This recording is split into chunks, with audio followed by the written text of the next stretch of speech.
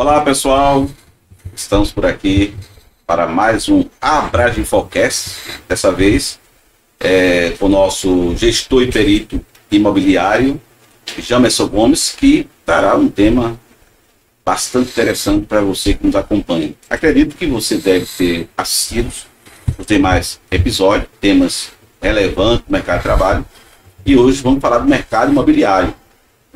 E o objetivo é justamente trazer essa atualização. E para iniciarmos, vamos cumprimentar aqui o nosso convidado, Jamerson Gomes. Olá, Jamerson Gomes, tudo bom? Tudo bom, professor Iaben. Bem, sobre o mercado imobiliário, quais são as tendências do mercado para os próximos anos? Primeiramente, agradecer a oportunidade de estar participando desse podcast, junto com a Abraginfor e a sua figura, e o desenvolvimento desse trabalho, espero que seja perpetuado aí por outros profissionais que venham atuar e trazer informações necessárias para a sociedade de uma forma geral. Falando sobre o mercado e a tendência, falar um pouco do mercado imobiliário nos próximos anos. Nos próximos anos, o mercado imobiliário deve ser um mercado com inovações tecnológicas. A preocupação com sustentabilidade e adaptação a novas demandas da sociedade. Então, hoje a tecnologia está em tudo, principalmente na parte da sustentabilidade. Exemplo, estava discutindo semana passada, junto com um profissional da área da construção civil, os novos sistemas de tijolos ecológicos. Então, já para diminuir o custo, isso vai ser colocado em prática. Estão vendo aí as patentes para utilizar até no processo do projeto Minha Casa Minha Vida, com isso barateando mais um pouco a parte da matéria-prima. E a tecnologia está aí, Hoje, tudo de forma tecnológica. Você pode utilizar tudo dentro de um apartamento da sua casa. Então, hoje, a tendência do mercado é buscar muito essa parte de tecnologia. Não esquecendo hoje, principalmente a parte ecológica do negócio, existem estudos e preparações para que cada vez mais a sustentabilidade dentro do processo da construção civil seja mais dinâmico. E como essa taxa de juros impacta o setor imobiliário dentro do que você falou aí? Olha, vamos lá. Referente a... Vamos falar um pouco agora da economia, Com a taxa Selic em cima, hoje atualmente com 13,25%, faz com que o crédito se torne mais caro. E isso afeta principalmente a grande demanda, que é o pessoal de renda baixa ou classe média que em busca da nova aquisição ou da primeira aquisição do imóvel. Então isso impacta um pouco. Com a taxa de juros superando os 2 dígitos na hora do financiamento bancário, faz com que as pessoas realmente dêem uma declinada. Isso é parte da economia. Isso é um processo que faz o Brasil, quem fizer uma escala, uma observação dos últimos 15, 20 anos, vai observar essa oscilação. Daqui a pouco volta ao normal com alguma tendência nova e fazer com que o crédito volte a ser mais acessível à população. Em época de inflação, automaticamente retém o crédito para que diminua um pouco a inflação. Mas estamos aí, estamos correndo e em breve, logo aí, talvez com mudança, daqui a pouco, ano que vem, já tem programa de eleição, para presidente novamente. Então, vai mexer com esse mercado e normalmente sempre quando tem a virada de um novo governo, existe o incentivo do crédito de uma forma eleitoreira, até mesmo que não é somente imóvel, também carro. Dizem que também é a época boa para comprar carro é quando está trocando de presidente, porque há um incentivo ao crédito na hora para mostrar um pouco a melhoria ou uma tranquilidade para quem vem aí. A gente sabe que hoje muitos consumidores estão bastante exigentes, a gente sabe isso, Mas no caso do imobiliário, que perfil seria esse comprador? Olha, o que acontece hoje com o comprador, Vamos falar um pouquinho dele. O comprador, quando a taxa de juros aumenta, o custo do financiamento também aumenta. Então, torna o imóvel mais caro. Isso pode levar à diminuição da procura. As pessoas preferem nessa hora não somente a população, mas até mesmo também os próprios construtores. Pode observar que quando está nessa época, o número de lançamentos diminui. O que vem a ser lançamento? O mercado primário é quando vai surgir um novo empreendimento na região, no bairro onde a pessoa reside. Então, o próprio construtor prefere que o dinheiro esteja aplicado, porque por conta da taxa de juros. É mais interessante. Quando automaticamente o crédito fica mais acessível, a liberação, aí é mais fácil, o lançamento vem. E fora os programas sociais também, né? Quando existe um incentivo, facilita bastante. Agora, isso, os consumidores podem adaptar a compra de uma casa esperando que a taxa de juros diminua. E tem um velho ditado também, professor Iap, que fala assim, não, quando o imóvel baixar, aí eu vou e penso em compra. Mas o imóvel nunca baixou. Então, se alguém for esperar que ele vá baixar, não vai comprar. Então, o que hoje está valendo 100 mil, com a tendência aí, com o juro que seja, a tendência amanhã no mínimo mais 10%. Então, não existe esse lance quando o juro baixar. Existe aquela tendência quando a demanda é maior do que a demanda é menor do que a oferta. Aí, aquelas pessoas na necessidade, exemplo, mercado secundário, acabam vendendo seus imóveis abaixo do preço que eles pedem. Mas o mercado primário não existe isso. É sempre exceção. Me permita, quando a gente ouve falar, né, que determinados bairros tem imóveis em que está chovendo muito e tem época de verão, só é melhor comprar imóvel na época de verão ou comprar na época de inverno, porque a gente descobre se ali alaga. Isso tem algum reflexo no perfil ainda do consumidor? Olha, eu acredito que na hora do perfil do comprador, o que é que pode acontecer, né, com esses eventos? Isso aí é uma característica de infraestrutura urbana. Alguns bairros, existem algumas situações que o comprador ele olha o seguinte: perfil de comprar imóvel na época quando está em época de verão, é imóvel da praia. Ah, não, vou comprar um imóvel no bairro, por exemplo, em Recife, Afogados, que até o nome já dá o nome, né? Afogados. Como tem o lance das marés, tem determinada época do ano que até as próprias ruas pode tomar o sol, a rua alaga. Então o que acontece? O perfil do comprador nessa hora, ele está observador, olhando muito para o que está acontecendo naquela região. Se for uma região que é desfavorável da infraestrutura do órgão público, ou seja, da prefeitura, que falta ali um saneamento, que falta ali um pavimento, automaticamente os clientes, eles já estão, os clientes hoje estão muito mais espertos por conta do advento da tecnologia. Então ele já sabe o que quer. O que eu posso falar mais sobre o perfil do comprador? Como ela tem uma forte conexão hoje com a internet, e a internet hoje é um mundo sem fronteiras, automaticamente ela vai descobrir tudo que acontece naquela região rapidamente. Então, a infraestrutura na hora da decisão da compra é importante. Outra também, coisa que é importante, professor Iab, é o crédito imobiliário. Hoje, a gente sabe que um dos maiores incentivos, né, é quando existe a participação do programa do governo, ou no incentivo do Minha Casa Minha Vida, ou até mesmo do pessoal da classe B de referente a uma taxa interessante. O que é que acontece hoje, atualmente? Com a taxa Selic muito alta, o comprador deixou esse momento da compra do imóvel um pouco mais à frente. A compra hoje está mais cautelosa. O que é que está surgindo hoje no mercado regional, tradicional ou até nacional, que eu posso comentar aqui com vocês? É a compra à vista. A partir do momento hoje tem pessoas que, com o tempo, já fizeram alguns investimentos e estão vendo a oportunidade de comprar à vista. Então o mercado hoje está muito propício para as vendas em cash. Ou seja, ele vai poder ter um poder de barganha, buscando até mesmo uma taxa que vai aumentar acima de 2 dígitos, que não é tão interessante. Eles conseguem pegar aí até uma taxa menor, ou seja, um desconto melhor na hora da compra. Já aconteceu casos de eu ver desconto de até quase 30%, porque naquela região tinha muita oferta e pouca demanda, ou seja, procura. Então aquele comprador se sentiu mais à vontade de, não vou dizer que chegou a leilão, mas ele chegou a um ponto de pegar uma oportunidade melhor. Então quem está com o dinheiro na mão fica mais fácil. Se for para buscar o crédito, aí realmente é mais difícil. Inclusive até o perfil dos vendedores mudaram, professor Iago. Eles perguntam logo, vai financiar? É porque se financiar demora muito. Então não é que é o processo que demora.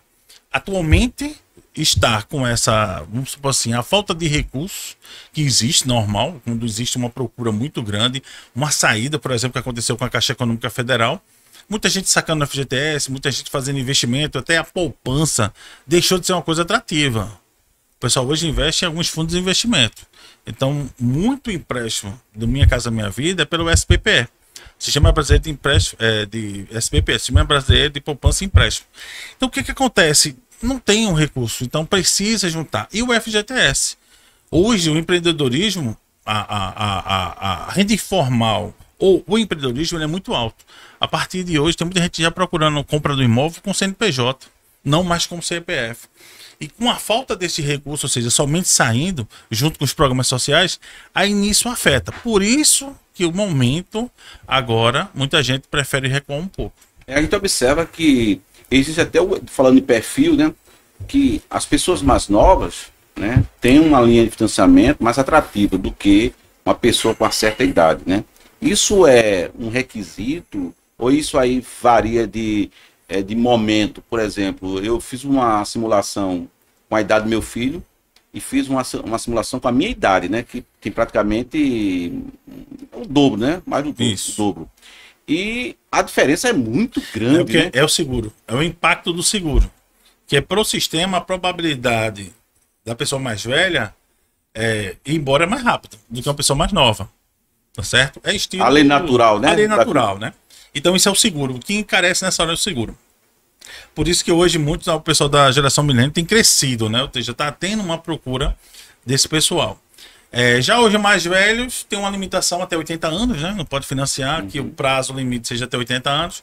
Exemplo, se a pessoa tem 60, no máximo 19 anos, se a pessoa tem 70, no máximo 10, isso vai fazer com que a prestação também aumente. Então, o teu perfil financeiro tem que ser bem robusto, por conta que o comprometimento da renda é só 30%. Então, eu entendo, então, que sendo uma parcela mais facilitada, eu diria, menor, em relação às pessoas mais idosas, é interessante você que é jovem, né? Que está começando aí seu investimento, trabalho, mesmo sendo empreendedor, carteira assinada, que procure sim investir em imóvel, tá? É um bom negócio, é algo que não se desvaloriza, né? Desculpe, tá? E que não tem oscilação, não depende da taxa Selic, né? Por supor, se você comprar um imóvel hoje, daqui a um ano ele já não é mais o mesmo valor, comparado com a taxa Selic. Se você tivesse colocado o dinheiro em qualquer instituição financeira, seja melhor que você acha, tá? Com certeza a rentabilidade da casa, né, o ganho é bem maior. Com isso a gente percebe que o mercado, né, e isso inclusive alguns bairros também tem essa questão, né, de alguns bairros terem imóveis mais em alta, outras em baixa. O que é que perde mais essa valorização? Só reforçando a primeira parte que o senhor comentou aí sobre os jovens, né, buscar a parte do financiamento, mas a gente nunca sabe, das pessoas que têm mais idade, eles têm o dinheiro guardado. Eu digo muito que os profissionais que trabalham no mercado imobiliário, todo imóvel ele pode ser financiado, toda pessoa ele pode financiar, quem aprova é o banco. Não sou eu que aprovo. Então, tem muitas vezes o corretor está acostumado a falar, a ser treinado de uma forma que só, não, tem que ser entre uma faixa etária de 30 a 40 anos que ganhe tanto, que é o ideal para comprar. Não, eu posso, de repente, fazer um financiamento de uma pessoa que tem seus 60 anos e onde é o seguinte, ele não financia 70%, 80%, mas ele financia 30%. Porque a outra parte ele tem entrada. Então nunca subestime o cliente. O que acontece? O pessoal gosta às vezes de subestimar o cliente na hora da aquisição. Pergunte muito isso. Nesse impacto da parte que o senhor comentou aí, referente os bairros, né, em alta, preferência à valorização, o que desvaloriza no bairro hoje? Se o bairro é conhecido pela violência, incidência de roubos ou por ponto de tráfico de drogas, ele irá automaticamente depreciar a propriedade. Casas em rodovias, próximas a comunidades, em lugares difíceis, acesso para atravessar e com incidência de acidente também atuam na desvalorização do imóvel. Mas o que faz um bairro ser valorizado é um conjunto de fatores, que juntos se torna uma região bastante buscada para viver e investir, pela sua gama de atrativos como segurança, oferta de serviços, comércio, localização privilegiada, infraestrutura, transporte público, preço e acessibilidade. Então, isso é um conjunto. Tudo isso vai fazer parte. Então, o que é que acontece, exemplo, muito em bairros ou até cidade? Algumas prefeituras buscam principalmente hoje, é o saneamento. Eu acho que a maior dificuldade do Brasil hoje ainda é a parte de saneamento. Inclusive, o financiamento bancário hoje, até a Caixa Econômica no ano passado, estava fazendo essa exigência, onde quando você fosse financiar uma casa, se não tivesse a rede de esgoto, não liberaria recurso. Então, está havendo uma exigência junto ao governo federal para que as prefeituras automaticamente preparem melhor a sua região para atender a população. E o que demanda muito na valorização do imóvel hoje é justamente o que ele pode lhe oferecer. Muita gente ainda fala assim, não, mas o melhor bairro é o centro. Tem locais que você está morando à distância de um shopping ou de um centro comercial a 3, 4 minutos ou até mesmo atravessar a pista. E a outra, você tem que pegar um transporte público, que hoje não é de muita serventia, né? Principalmente aqui na região onde a gente atua. E você ter que ficar descendo de estação em estação até chegar para resolver uma necessidade. E, além disso, tem o fator da violência. Eu acho que já aconteceu muito comigo do cliente, o comprador, chegar e perguntar: aqui é violento o bairro? Eu digo: é um pouco difícil responder isso. Porque, primeiro, eu teria que morar aqui no bairro. Segundo, teria que ver o que acontece dentro da região no que se diz a infraestrutura de segurança. Mas hoje no Brasil, falando por uma forma inteira, qual o lugar que não tem perigo de assalto ou perigo de alguma coisa? Às vezes as pessoas dão a mão palmatória, né? Eu canso de ver na minha avenida onde eu moro, as pessoas andando com um cachorro na calçada e com um telefone numa avenida principal. Então ali são assaltos a transeuntes que acontece, o pessoal tem que verificar bastante isso. Então, a parte dessa infraestrutura valoriza bastante. Outra coisa, casa ou apartamento? Muita gente procura, não, vou procurar apartamento por conta da segurança. Mas tem muita gente que não se adapta ao morar em condomínio, principalmente porque existem regras diferentes de uma casa. Então, uma coisa que não acontece muito na nossa região aqui são condomínios de casas. Praticamente não existe. Se existisse uma parte horizontal, uma cidade mais horizontal, fica tudo mais fácil. Vou dar um exemplo de um sistema de condomínio parte horizontal muito bem procurado e bem requisitado em Alagoas. O bairro ali próximo do aeroporto, são 700, 800 casas, sistema horizontal em cima de condomínio. Já aqui em Recife, na região onde eu atuo, é muito comum hoje fazer 2 torres com 160 apartamentos num espaço de, no máximo, 2.500 metros quadrados. Então, é essa dinâmica que existe. O solo aqui automaticamente se torna mais caro, diferente do que acontece no bairro de Alagoas. O imóvel lá é bem mais em conta do que na minha região. Então, isso influencia muito hoje, principalmente questão de segurança. Condomínios. É interessante aí que você falar de violência. Eu me recordo que fui fazer a renovação do seguro do carro, que também é um fator que não está aqui no escopo, mas é importante a gente também, você que tem carro e que vai comprar um imóvel, ou até mesmo alugar, observar, tá certo, na hora da cotação do seguro. Que eu vou dar um exemplo. Né? Meu filho mora ali na Avenida Beira-Mar, né, de Piedade, a Bernardo Vieira de Melo, só que lá no início do Paiva, que até lá é a Avenida Beira-Mar, a Avenida Bernardo Vieira de Melo. Note bem o que eu vou falar. Eu moro na Antônio Ferreira Campos, né? Também em Candeias. Ou seja, a avenida que ele mora, a cotação, quando eu fui renovar, deu um pipoco, né? Um valor altíssimo do seguro do carro dele, em relação ao bairro que eu moro. Uma diferença de quase 100%, eu achei isso um absurdo. E aí eu questionei a corretora, né? Por quê? Porque naquela região existe índice de violência altíssimo envolvendo furto, assalto. Quando eu disse isso a meu filho, né, que ele está lá no imóvel, ele ficou assustado. Mas como assim? Eu moro num empreendimento da Queiroz Galvão, um empreendimento caríssimo, mas o problema é a avenida e por trás tem um bairro lá, né? Uma comunidade. É uma comunidade que isso aí impacta. Aí note bem, quando você fala que existe essa pergunta, né, do comprador para saber se o bairro é violento, a gente também tem que pensar no carro. Fica aí a dica, tá? É importante porque, de certa forma, eu pude observar que até hoje, para se comprar ou alugar um imóvel, se você tem um carro, verifique na hora da cotação se isso não vai impactar, porque é o custo-benefício. Se você vai alugar, tudo bem. Aí você tem que ver se o aluguel da casa, do imóvel, lá, do apartamento, que você vai ter, se não vai impactar na renovação do seguro. Que é um bem seu e de repente você tem mais de um carro. Olha só, você saiu de um local que pagava o seguro lá embaixo, relativamente ao local que você morava. Para pagar um aluguel menor, porque estava pagando um aluguel mais caro, inverteu, né? Inverteu. Então, essa relação com custo-benefício, a gente usa, inclusive, é um termo muito comum, né? Que alguém só acha que precificação só está relacionado ao que você vende, mas ao que você paga também. Você precisa entender que isso faz parte porque vai impactar no seu bolso.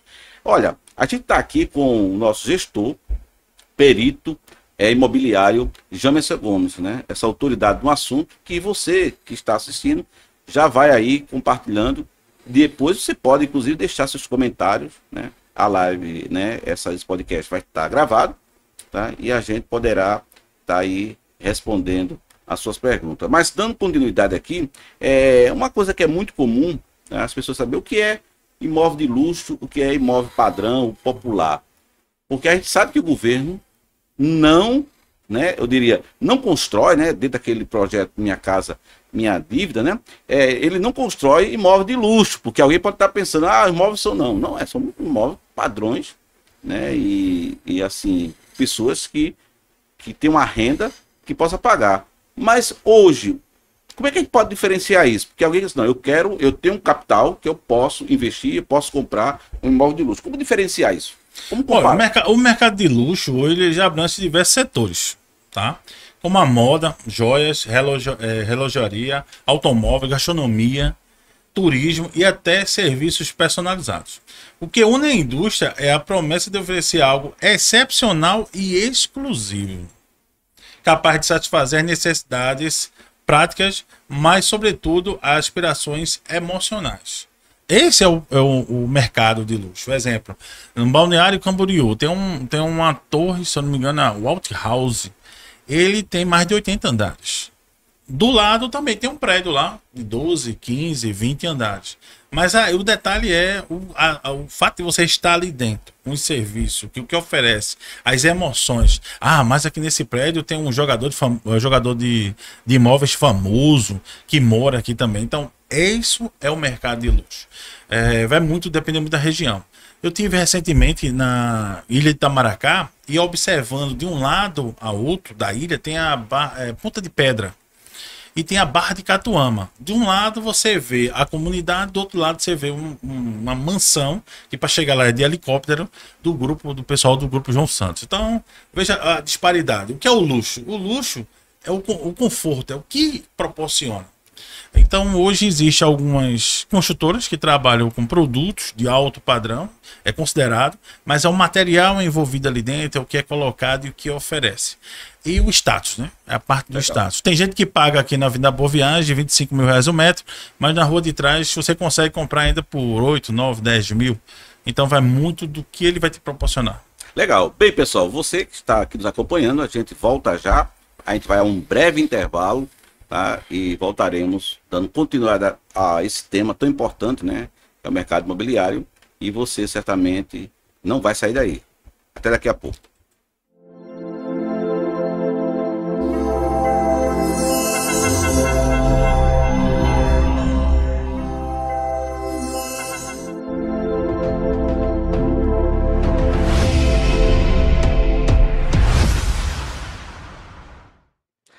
E aí, voltamos aqui mais uma vez para falar dessa temática sobre mercado imobiliário e a profissão.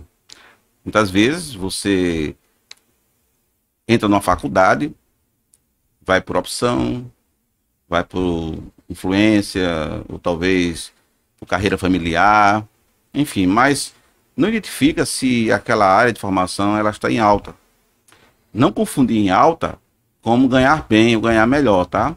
É importante que se diga isso, porque eu sou totalmente contra quando alguém pergunta para mim qual é o curso que dá dinheiro, né? Qual o curso de graduação dá dinheiro? Não.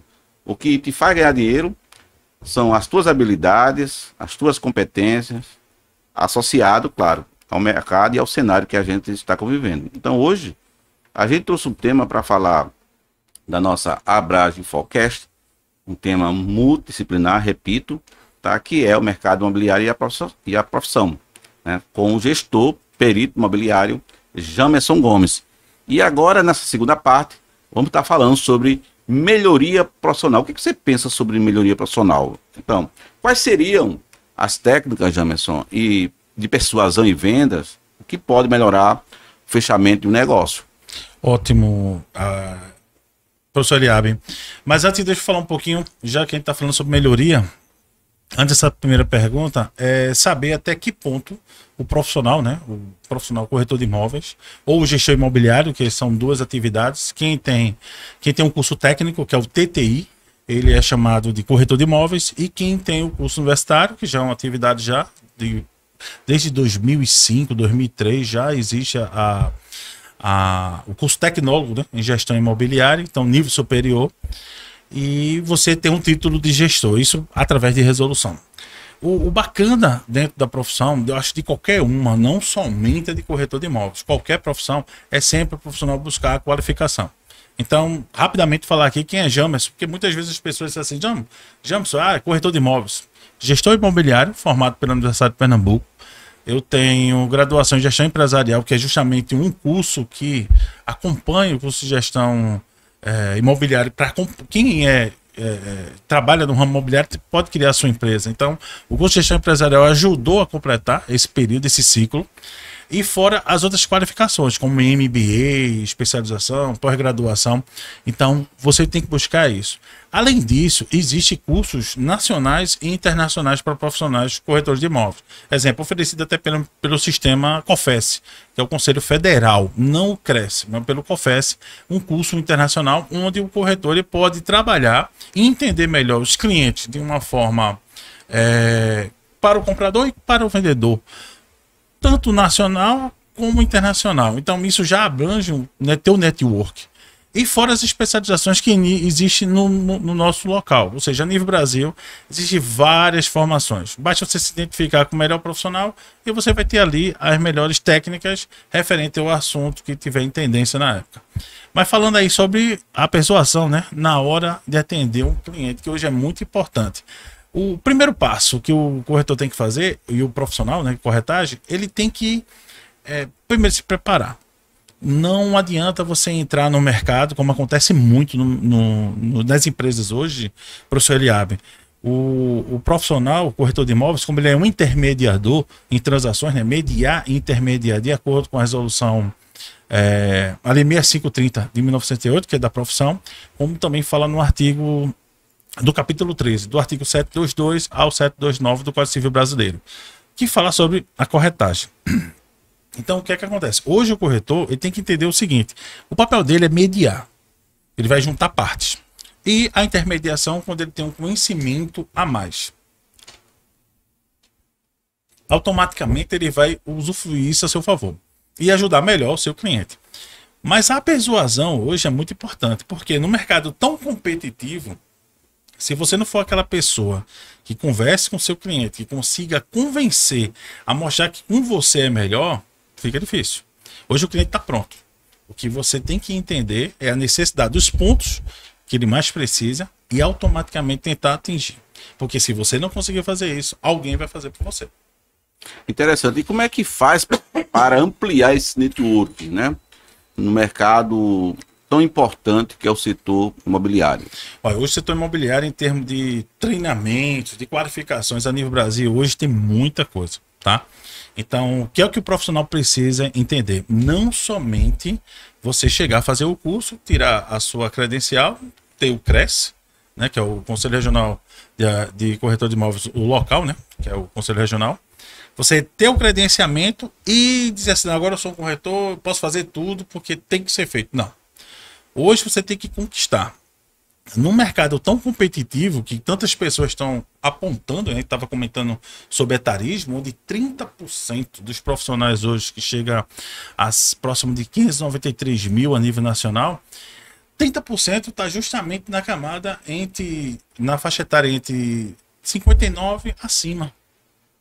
Então são pessoas que estão buscando, outras pessoas experientes. Muitos já estão aposentados, estão buscando como uma alternativa. Mas muitos estão levando a sério também o que faz. E os outros 50% está na faixa etária entre 38 e 59. Esses são pessoas que atuam mesmo, estão ali em cima, batendo forte, buscando qualificação, se aprimorando, justamente para pensar mais na frente, justamente uma aposentadoria. E uma pequena parcela está nessa faixa de início. A partir dos seus 18 anos, já tem pessoas, né, com um requisito básico que pede o TTI, eles já estão entrando e se qualificando também nessa parte, buscando essa atividade. Então, hoje, o profissional, o corretor de imóveis, ele tem que, antes de tudo, verificar se ele tem potencial para estar nessa profissão, porque não é uma profissão que tem o dia 30. Muita gente fala assim, não, mas aí o corretor é bom que ganha muito. Não, não tem o dia 30. Você, um bom profissional, aquele bom, ele pode atuar recebendo todos os meses, mas também ele pode ser pontual, de receber a cada 3, 4 meses por ano. Aí você pergunta, poxa, por que isso? Porque um processo da negociação, ele não é simplesmente a pessoa chegar a tirar uma proposta e receber. Não, existe todo um caminho, principalmente quando se utiliza financiamento bancário. Aí você ganha no volume. O que é ganhar no volume? Conseguiu fechar 2, 3 negócios naquele mês, você faz aquela gestão financeira, que é interessante, né? Muitos profissionais eu indico bastante. Para quem atua no mercado imobiliário, ele tem que ter uma formação, gestão financeira muito afinada. Por quê? Um bom profissional, ele pode receber até 5 vezes no ano. A cada 3 meses, bimestral ou trimestral. Por quê? Todos os processos que ele coloca para dentro, uma hora vai concluir. E você vai estar recebendo, que é a parte a comissão, né, os honorários, e você vai estar recebendo aquilo. Então, a partir daquele momento, você tem que administrar para trás e para frente.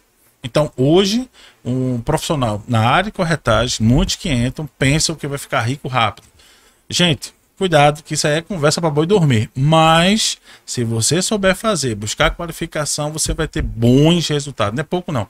Bons resultados. Agora, não pense que é tudo mar de rosas. Existem as dificuldades da atividade. A gente sabe que muitos profissionais, né, utilizam, contratam um mídia, né, para fazer suas propagandas. E hoje é muito comum, né, diversas áreas atuarem isso de forma plena, né? A gente vê muitos tutores que divulgam o trabalho de outros profissionais, contratam inclusive youtuber, né, para poder ampliar, né, engajar, como se chama, né, aquele produto. Mas no setor imobiliário, como é que seria essa estratégia de marketing para que ele pudesse conseguir ser visto, né? Porque mesmo que ele tenha uma corretora, né, porque existe o corretor independente, né? Não sei se é essa palavra que diz que ele tem o registro, tá certo? E evidentemente ele precisa estar agregado a alguma corretora apenas, ou ele por si só pode vender, negociar, fechar. Ele precisa ter uma corretora, né? Que tem a documentação. Exato. A profissão requer que você seja credenciado, você pode trabalhar como autônomo. Mas a orientação sempre que eu dou para os colegas e colegas de trabalho é que ele tenha o CNPJ. Não somente o CPF, né? Porque vem a carga tributária, professor Iago, que é muito pesado. Então, hoje, você tem a possibilidade de ter um CNPJ, você até criar um CRES jurídico, que aí você tem o CRES físico e o jurídico. O jurídico, até com uma parcela de uma anuidade. Então, dá para encaixar, hoje na faixa de R$850, você pagaria 2 anuidades, você teria a sua anuidade do CPF, como também teria do CNPJ. Por quê? O mercado primário, que é o mercado de lançamento, exige que o profissional emita nota fiscal. E você que trabalha nesse mercado, vou receber uma comissão de R$10.000. R$10.000, você é cadastrado no Simples, emita nota fiscal, 6%. Se você for emitir como pessoa física, quantos por cento é? Você vai ter que declarar imposto de renda. Então já é outro patamar. E a gente precisa fazer esse dinheiro circular. É bom que retorne para o governo fazer os investimentos necessários na infraestrutura dos bairros, aonde a gente atua, porque deveria haver um programa.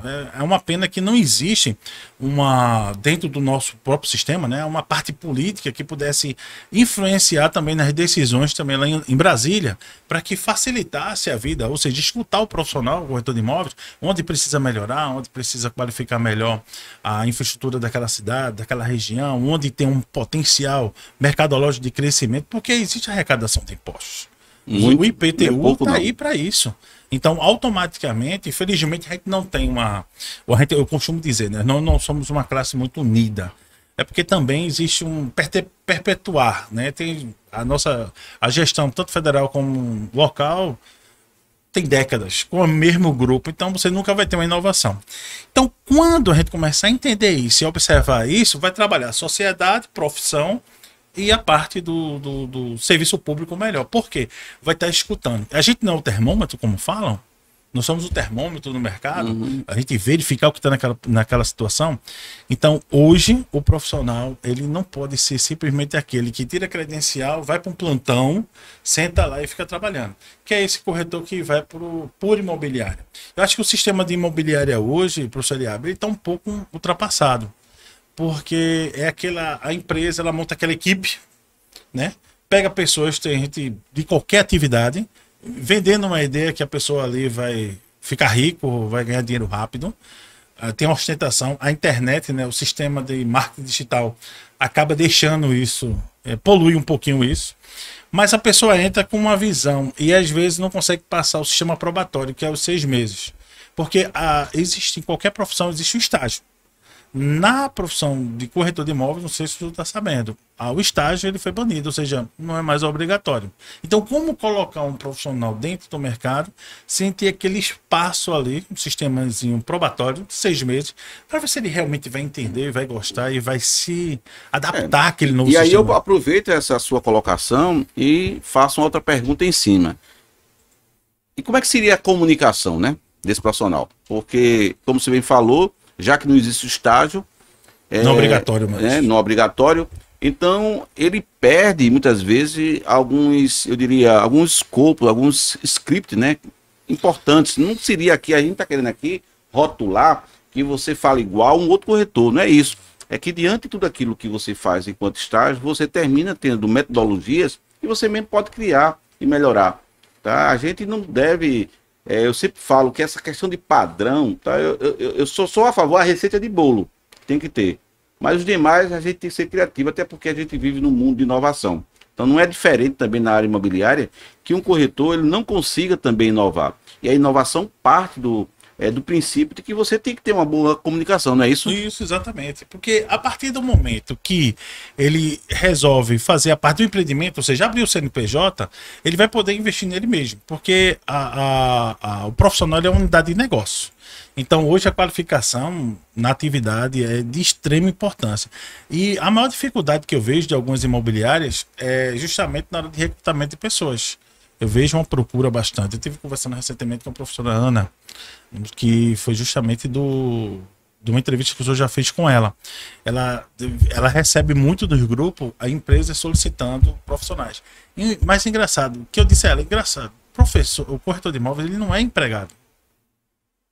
As pessoas ou preparam, que hoje é o mais óbvio, ou ele prepara as pessoas para o mercado, ou para conquistar outros profissionais que já estão no mercado, ou seja, que já tenha, aí acaba buscando uma mão de obra um pouco não tão qualificada, porque são pessoas que entraram, muitas vezes que entraram e não pegaram aquela dinâmica.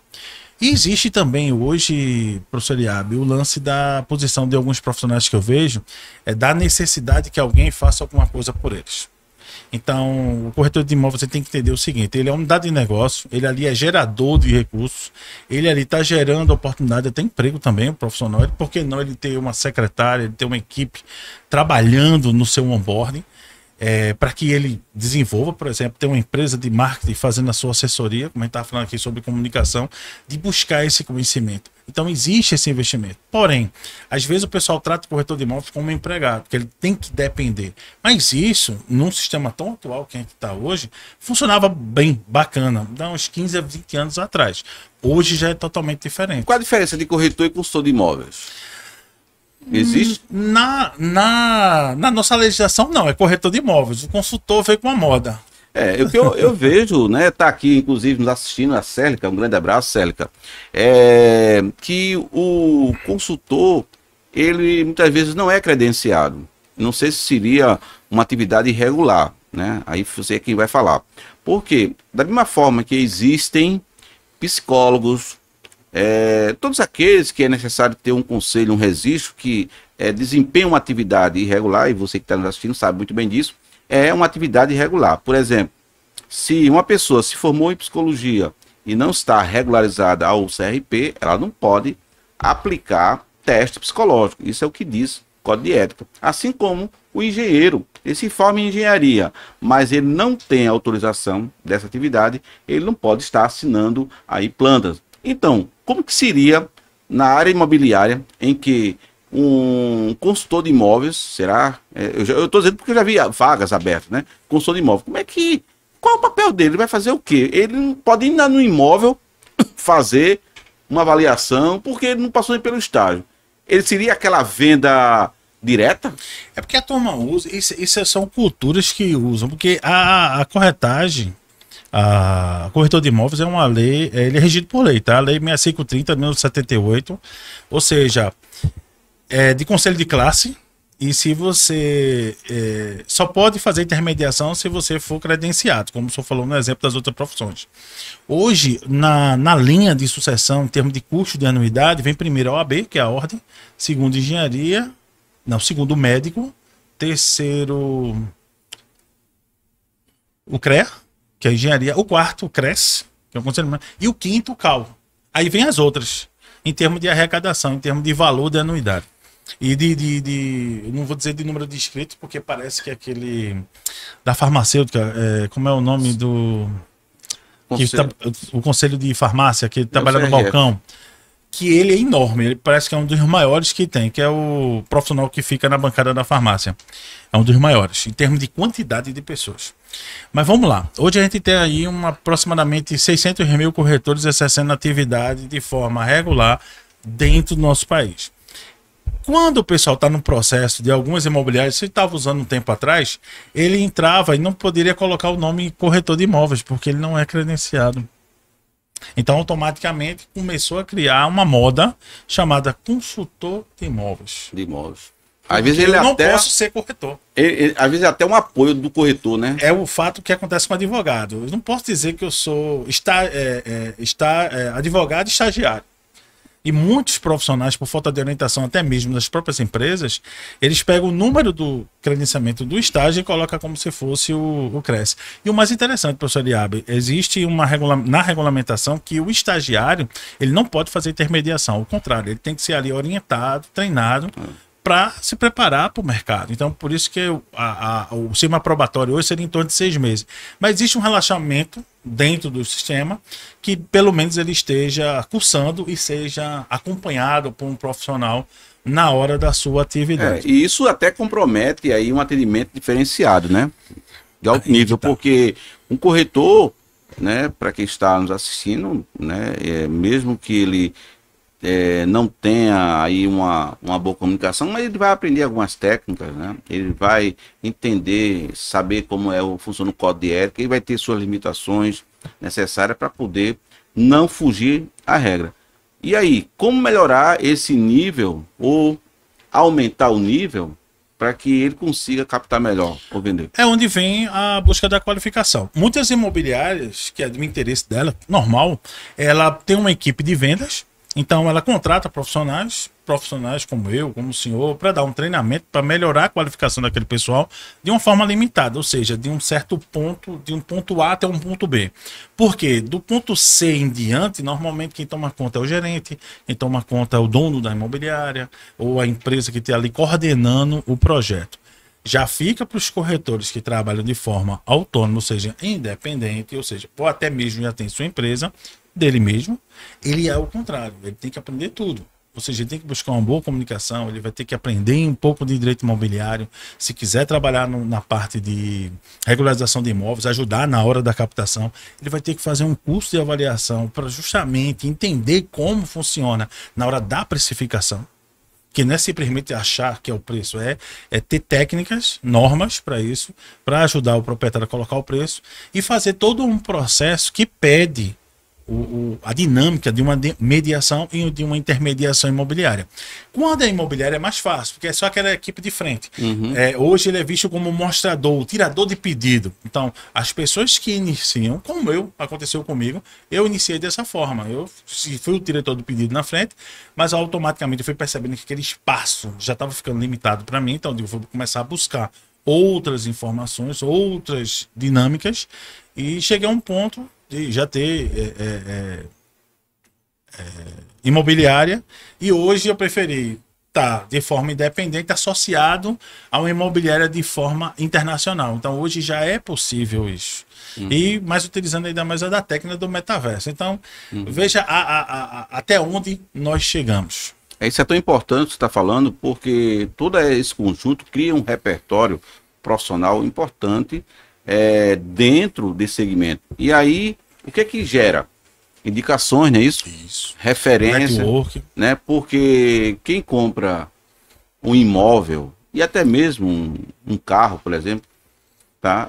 Compra de alguém ou de agência que tem referência. Então fica aqui essa dica. E aí eu aproveito, né, para perguntar, indo já para os pontos importantes finais, né? Como é que faz, né? Somado a isso, né? Essas indicações que você falou, né, seria nas redes sociais, seria, como eu falei, no pós-vendas. O marketing digital hoje ajuda e também atrapalha. Eu vou pelos dois sentidos, né? Muitas vezes o pessoal questiona muito o que eu comento. Mas ele ajuda e atrapalha. Ajuda mais do que atrapalha. Quando atrapalha, porque existe os bons e os ruins e tudo que é lugar. Mas hoje, com o advento da tecnologia e o marketing digital aí, as redes sociais, primeiro você tem que se apresentar. Ou seja, o profissional que quer ser reconhecido, identificado, ele tem que mostrar a cara. Se ele não apresentar, mostrar um pouco do teu resultado, o que você faz, como é que as pessoas vão chegar até você? Não adianta mais aquele contato. A gente não tem mais aquele classificado. Que a pessoa abriu o jornal no final de semana, fazia aquele círculo e ligava para a pessoa. Ao contrário, hoje a tecnologia, eu recebi recentemente de São Paulo, um pessoal mandando para mim um cartão digital, agora o cartão tá de vídeo. Cartão digital no formato de vídeo. Até uma pesquisa, uma ferramenta, inclusive eu gravei o nome dela ontem, eu estava assistindo, eu vou começar a explorar, que a pessoa grava e interage com a pessoa como se fosse um formulário do Google. Um formulário do Google. Então, veja como é que vem ajudando. Então, hoje existem profissionais. Eu tive visitando um colega numa imobiliária dele, no escritório dele. Existe hoje profissionais de filmmaker, né? Filmmaker. Que ele fica acompanhando o dono do negócio, ou seja, o profissional, no decorrer dessas suas atividades. Então, isso para demonstrar e mostrar para a população, para a sociedade, a importância do seu trabalho. O que é que eu comento mais sobre isso? Tem muito fake. Cuidado que, infelizmente, por conta dos golpes, o marketing digital, onde ele atrapalha um pouco. Às vezes a gente começa a falar algo que não é. Então, as redes sociais hoje, ele é fundamental, porém, a gente tem que ter um certo cuidado, porque quando fantasia demais o negócio, a própria pessoa desconfia. Mas uma coisa, professor Eliabe, que não vai deixar. Na hora de fazer uma mediação, intermediação, você vai ter que ter o contato com a pessoa. Então, ao profissional, a dica é apresentação, comunicação e ter um bom portfólio. Lembre-se, ninguém já começa pronto. Isso você vai ter que adquirir a experiência e a prática no decorrer do tempo. Mas que hoje é fundamental, sem sombra de dúvida. Não é à toa que a gente está aqui fazendo o nosso podcast. Ao mesmo tempo, eu posso também estar ao vivo aqui no Instagram, assistir. As pessoas que me seguem, clientes, colegas, estão acompanhando também todo um trabalho que está sendo feito. Então, e validando, hoje, né? E validando. Então, isso é muito importante hoje na nossa atividade. Acho que qualquer uma, né? Não somente a de corretor de imóveis. Essa questão do posicionamento, né, e do atendimento personalizado, eu vou melhorar, tá? Eu vou melhorar de personalizado para um atendimento humanizado. Por quê? Porque às vezes o personalizado ele vai com uma característica de marketing muito forte e o cliente se assusta. Quando você vai com o perfil humanizado, você vai com a sua divulgação, a propaganda, isso eu estou falando de modo geral, tá? Qualquer área de atuação. Você não precisa muitas vezes se apresentar com floreio. Você vai conversar com a pessoa e você vai sentir na reciprocidade da fala, se aquele cliente tem ou não condições de comprar o imóvel. Interessante, porque não precisa nem você se alongar muito, não vai gastar energia, como se diz. Eu estava numa reunião de café mês passado, né, fazendo um podcast, inclusive, e um amigo, né, estava comigo, né, por sinal, mandar um abraço aqui para Carlos, né, que é corretor de imóveis, e ele disse assim, como é que estão venda de imóveis por aqui? Eu não conheço bem essa área. E imediatamente, né, e aí lembrei quando você falou a questão dos jornais, né, que Isso, tinha, mas era praticamente vários cadernos do diário. 7 cadernos. De divulgação de imóveis. Imagina de quantas pessoas pagavam, né, aquela tirinha, né? Então eu perguntei para ele, olha, a gente tem o Copylight que pode te dar essa dica do perfil do imóvel que você quer. Isso é nada, isso é assim. Aí imediatamente ele não tinha, ele baixou, gente, impressionante. A prova de que aquela informação, é por isso que a gente precisa validar tudo aquilo que a gente consultar, tá? A gente aqui não é o dono da verdade, mas tudo aquilo que a gente fala é propriedade daquilo que a gente faz. Por isso que é importante a gente estar atento. Então, vamos lá. E aí, imediatamente, ele fez a consulta do perfil do que ele queria, galpão tudo, pois a inteligência artificial, a IA, deu o local. Esse, vamos comprovar, vamos lá. E bateu. Então, quando hoje a gente acha que tudo está distante, você tem que lembrar que tudo se aproxima quando você tem um pouco de tecnologia. E é por isso que, para isso, existe também certificações, existe o conhecimento que você pode falar melhor, tá? Para a gente fechar esse bloco, tá certo? Tenho certeza que a gente passaria aqui o dia todo, porque o tema é instigante, tá? Vale a pena. Mas aí, como é que seria essas certificações para agregar a atuação de um corretor? Olha, hoje eu vou tirar por mim, né? Eu tenho várias certificações, vários cursos que eu venho buscando essa qualificação e acompanhando principalmente o que vem acontecendo na rede. Da internet, né? Ou seja, as tendências, porque sempre alguém começa alguma atividade antes da gente. Antigamente era os classificados, depois veio os vídeos, depois veio os anúncios animados, depois vem agora a inteligência artificial colocando até a pessoa dentro do imóvel. Então, isso é que é fantástico. O que precisa do profissional é estar sempre acompanhando essas atividades, do que vem acontecendo para o mercado e as tendências. Não é para você fazer tudo também, porque aí vai depender muito da tua disponibilidade, do teu tempo e tua cabeça de entender como funciona. E o mais importante, o que eu vejo muito em alguns profissionais, professor Eliarbe, eles se preparam bastante, mas não colocam em prática. Se você não testar ferramenta por ferramenta, você nem mesmo vai ter a sensação que isso vai estar dando resultado. Então, faz, valida, deu resultado, permanece. Verifica se teve um upgrade. O upgrade é justamente a atualização. Corre, atualiza, faz novamente. Porque tem gente que usa o Instagram profissional, só produtos, mas nem todo mundo está o tempo todo procurando imóveis. Então, dentro do teu Instagram, hoje eu misturo, eu boto os dois. Existe a parte humanizada, existe o Jamerson, tá? Para quem segue meu Instagram, é o Jamerson, _ corretor XP. Vê o Jamerson como pessoa, vê o Jamerson como comunidade e vê o Jamerson anunciando. Não é somente carga de anúncio, aquelas coisas todas. Então, o pessoal tem que saber dividir as coisas.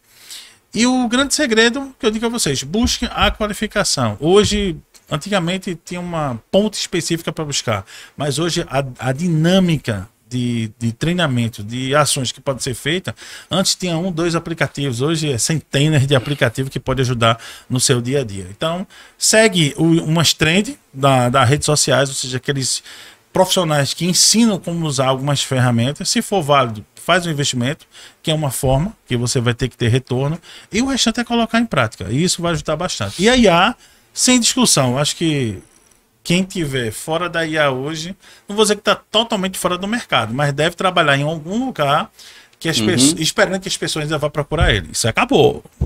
Bem, olha só, pessoal, que tema, e a gente está encerrando aqui, mas antes eu gostaria que você deixasse mais uma vez seus contatos, já agradecendo em nome da Abraginfo, esse Abraginfocast, né? Um episódio que vai ficar gravado, tá certo? E brevemente a gente vai estar lançando outros episódios. Acompanhe o nosso canal Abraginfo lá no YouTube, tá? E você verá outros temas, né? Outras temáticas que lhe farão lhe dar conhecimento. Então, mais uma vez, obrigado. Eu queria que você deixasse os contatos, mais uma vez.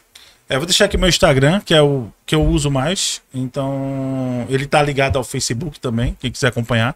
É Jamerson, 2S, não tem R, _ corretor XP. E quem quiser acompanhar mais um pouquinho do meu trabalho, que é Corretores de Treinamento no YouTube, siga. Lá tem dicas desde o básico a mais avançado do que o corretor profissional, né? Direcionado para profissionais do mercado imobiliário. E aos demais, procura Jamerson, _ corretor XP no Instagram e automaticamente você vai conseguir encontrar Facebook, LinkedIn, tudo que tá tudo conectado lá. Legal. E assim finalizamos, não encerramos, tá? Porque poderemos ter outros episódios com essa mesma temática. E para você que ficou até agora, é só compartilhar, curtir e faça o que você achar melhor. Mas dê sua opinião sobre a temática. Aliás, sugira, né, outras temáticas vinculadas a essa área imobiliária, que é uma área que eu considero multidisciplinar. E a Abraginfor, sendo uma associação que abriga todos os profissionais, faz questão de trazer para a Abraginforcast temas relevantes como esse. Para você que ficou até agora, até o próximo episódio. Até mais.